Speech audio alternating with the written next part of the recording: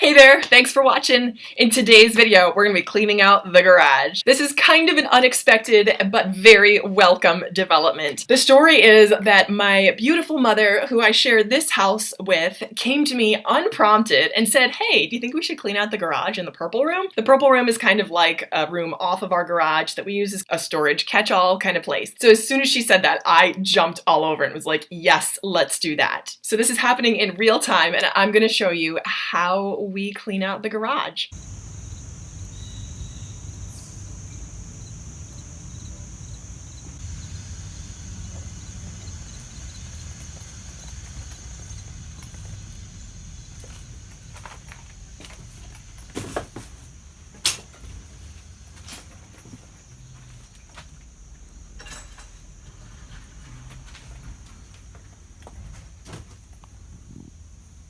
So I've watched a couple of videos on people cleaning out the garage just to kind of get inspiration and see how other people do it and give myself kind of a pep talk. So my method for cleaning smaller spaces has always been to take everything out of the space, clean the space, and then put back only what you absolutely love and need to use. So I'm going to be using that method. Let me tell you, I was a little bit concerned when I first saw the scope and magnitude of this project because the garage is pretty dirty and it hasn't been cleaned out in ages. It's not that disorganized. There's just a lot of stuff and a lot of like outside dirt, like dirt and like mouse droppings and like animals and critters have gotten in there. So that part kind of concerns me a little bit, but I'm going to use the exact same method I used to clean out my mom's room and to tackle the garage. It is a weekday, so I'm going to be working at my desk here for my full-time job. So she's going to be doing the majority of the organizing, which I think is great because I would say that 70% of the stuff that's in the garage is her stuff, which is why I was so excited when she was the one that brought this up. She's a busy lady. She's got a lot going on. She's got meetings with people in tons of different countries, and she's really been keeping herself busy during this quarantine. I think that it's great that she's kind of bringing up the idea of cleaning out and decluttering and making...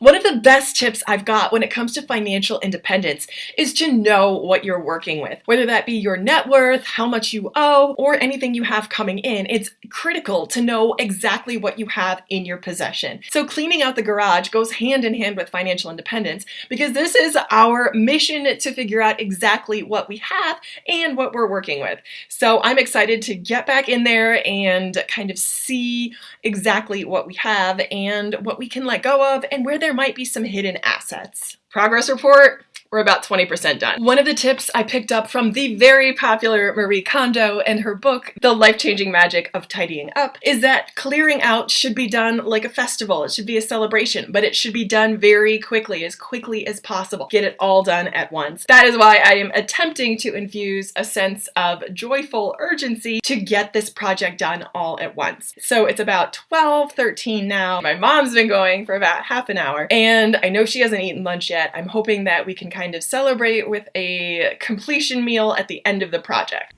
I couldn't wait for lunch. I ordered lunch. Mom's still outside working. This is me eating my lunch while working my day job. Still gotta get that day job work done, even while trying to clean out the garage at the same time. My mom is still out there working. And for a quick reminder, this is a before shot. Look at that. And this is all the work that she was able to accomplish by herself. She really is amazing. She did this in just under 4 hours. So what time is it?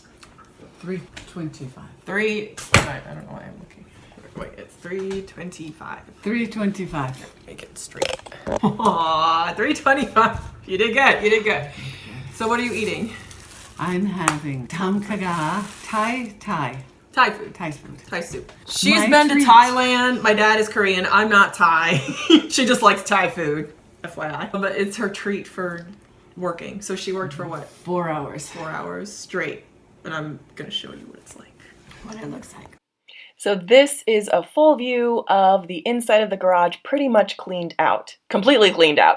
There's the hope chest in the corner, my grandmother's hope chest, and then we didn't really get to the purple room, that's purple room because of the purple carpet, on this run through. However, even though the garage is clean, all of the stuff from the garage is kind of out on the yard. Someone asked if we were having a garage sale. I'm like, no, not yet. So we still need to deal with this. And this is even more challenging to deal with, I would say. This is my mom sorting through what we have outside that we need to deal with. We're kind of working against the clock at this point because it's going to get dark. It's about 6:30, so we really need to hurry to make sure that everything's all dealt with before the sun goes down. So for a reminder, here is the before shot and here is the after shot after everything's put away. It is now 7:47 and it is officially a wrap on the garage project for today. We have some final loose items to tie up. We have a giant pile of garbage out by the curb to be picked up on garbage day tomorrow. We have some recycling items to go out for our curbside recycling pickup, which is just single stream mingled, and that will go out during the week. And then we have some bigger items that people have said that they wanted that we want to make sure go to good homes. We had an Airedale dog for 14 years, and we have one of those big crates that he slept in, and it's still in great condition, and one of our friends is going to come by and pick that up for a dog that they're thinking about getting. So happy that that's going to a good home. But all in, I think that we're at a great place, and it's been a very productive day. I wanted to give some tips and tricks for making this project a little bit easier, or things that I wish that I had known before I started. Even though I've been kind of decluttering a bit throughout this year, I've learned a little bit more along the way. This is the first project that I took on with my mom in this house, and there were some added benefits, but also some challenges that came along with that, and I kind of wish I'd been a little bit more prepared to deal with those, but you live and you learn. So the first benefit was having somebody else to kind of shoulder the burden and help do some of the lifting. My mom's super fit and super strong and determined, so she was really able to carry the first half of the project by getting things out of the garage. So I was really, really grateful for that, and she was able to sort through and get things into piles as far as what we wanted to get rid of and what we wanted to keep. It was helpful to talk things over with someone else, as well as have someone else for company and just to kind of share a laugh with. So that was a huge benefit. The biggest challenges came when it was time to decide what to release and put in the garbage pile and what to keep and put back in the garage. I would say that I'm more of the school of the minimal, keep less things around, and my mom is a little bit more on the keep more things around. I'm very ruthless when it comes to utility and deciding if something is really going to be used again, especially when it comes to things like tools and handy project type stuff, because I know myself and I just know that I'm not going to do that thing. I would rather that tool go to someone who would use it, or if we just release it to be scrapped, I would rather that than have it sit in our garage and gather dust, because I know that I am not the type to use those tools. My mom, I think, knows how much they cost and knew at the time that they were really expensive 20, 30 years ago, but I feel like it's hard for her to acknowledge that maybe they've past their usefulness. So that caused a little bit of friction and a little bit of challenge as we negotiated what we released and what we kept. I'd say that we both did some compromising, and we both came to sort of a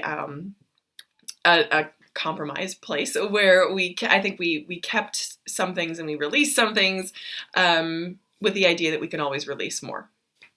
When it came to finding some potential additional assets in the garage, not so much luck. But then I wasn't so much expecting to find additional assets so much as I was wanting to just have things organized so I knew exactly what we had. So we did find some extra paint tarps that you put down when you paint rooms, and some painting supplies that were still in good usable condition, so that was a plus.